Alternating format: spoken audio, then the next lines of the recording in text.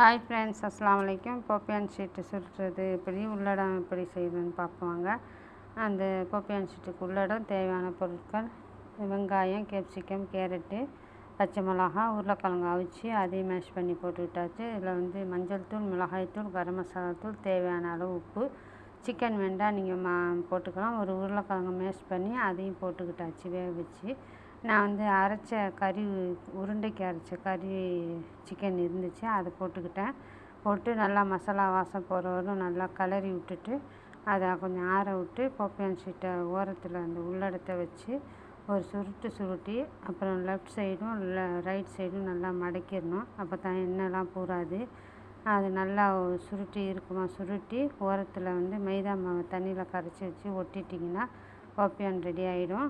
மிதமான எண்ணெயை சூடு பண்ணி மிதமான சூட்டில் பொன்னிறமாக வறுத்து எடுத்திங்கன்னா போப்பியான் ரெடி.